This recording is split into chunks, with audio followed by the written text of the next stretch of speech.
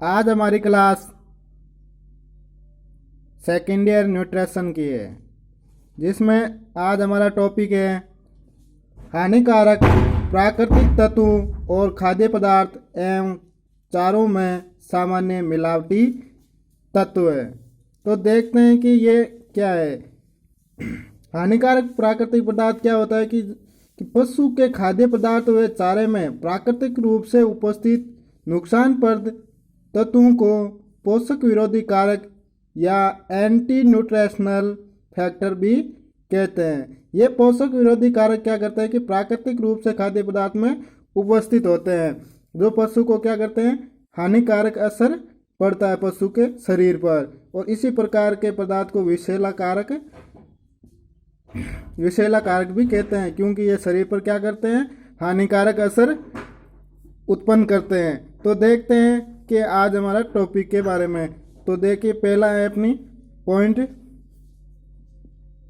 Anti nutrition factor, पोषक विरोधी कारक या ANF भी कह सकते हैं।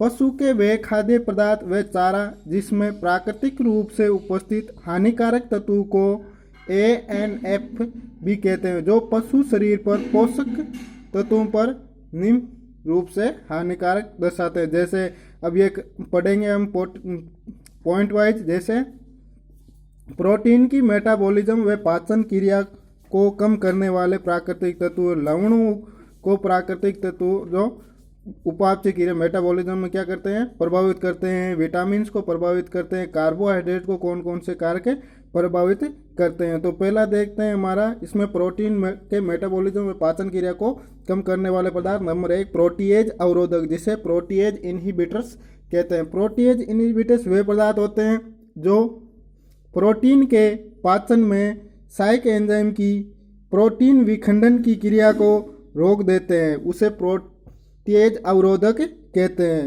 ये क्या करते हैं कि प्रोटीन के जो विखंडन है या पाचन में सहायक एंजाइम की उनकी क्रिया को क्या कर देते हैं, रोक देते हैं। जो प्राय जैसे लेग्यूमिन सीड, मतलब जो दलहनी होती है, उनमें पाया जाता है। सोयाबीन है, मूंग बीन है, वे किडनी बीन में पाया जाता है। अब प्रोटीएज अवरोधक ये क्या होता है कि दो प्रकार के होते हैं। नंबर 1, ट्रिप्सिन, इसकी क्रिया को रोकने वाले, जैसे अब ट्रिप्सिन की क्रिया को रोकने वाले कौन से होते हैं, कुनिटेज एंटी ट्रिप्सिन होता है।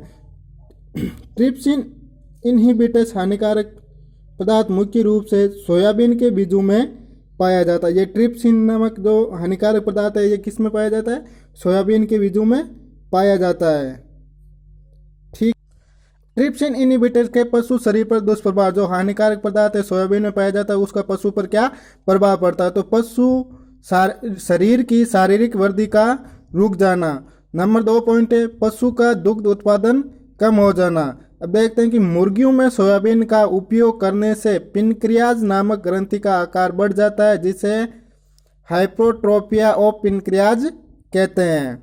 नेक्स्ट है, इनका उपचार कैसे करेंगे। जो इस विषैला पदार्थ का है, तो इसका उपचार करेंगे, पशु आहार को उबालकर हानिकारक पदार्थ को नष्ट किया जा सकता है। अब अगला है 2 नंबर अपना, जो प्रोटीन की मेटाबॉलिज्म उपापचय क्रिया को प्रभावित करने वाला लिग्टिनस अथवा रेसिन, इन्हें हीमोग्लूटिनस भी कहते हैं, जो साधारणतः अरंडी की खल में पाया जाता है। अब इनका जो शरीर पर हानिकारक प्रभाव है वो देखते हैं। रिसिन नामक विषैला पदार्थ RBC के ग्लाइकोप्रोटीन से मिलकर रक्त का थक्का नहीं बनने देता है। रिसिन नामक हानिकारक पदार्थ से आंतों में, वृक्कों में तथा थायराइड ग्रंथि में सूजन आ जाती है। रिसिन पिनक्रियाज ग्रंथि के रस को कम कर देता है। ये किस में पाया जाता है, रिसिन अरंडी की खल में पाया जाने वाला विषैला पदार्थ होता है। अब इसका उपचार करेंगे। उच्च ताप से हानिकारक पदार्थ को निष्क्रिय किया जा सकता है। अब हमारा है ये सेपोनिन्स। सेपोनिन्स क्या मुख्य रूप से रिजगा व सोयाबीन में 3% पाया जाता है। अब सेपोनिन्स का शरीर पर क्या दुष्प्रभाव रहेगा वो देखें। सेपोनिन्स RBC को तोड़कर नष्ट करते हैं या हीमोलाइसिस करता है। सेपोनिन्स विषैला पदार्थ से पशु लार अधिक मात्रा में गिरती है। पशु की श्वसन दर बढ़ जाती है। सेपोनिन्स की विषाक्तता से पशु को हेमेचूरिया और खूनी दस्त तथा उल्टी हो जाती है। देखिए अब आगे, पशु को रिजगा अधिक मात्रा में खिलाने से पशु के झागदार आपरा आ जाता है। इस झागदार आपरा को क्या कहते हैं? ब्लोट भी कहते हैं या झागदार आपरा भी कहते हैं। इसका उपचार करेंगे। पशु को नियमित रूप से हरा चारा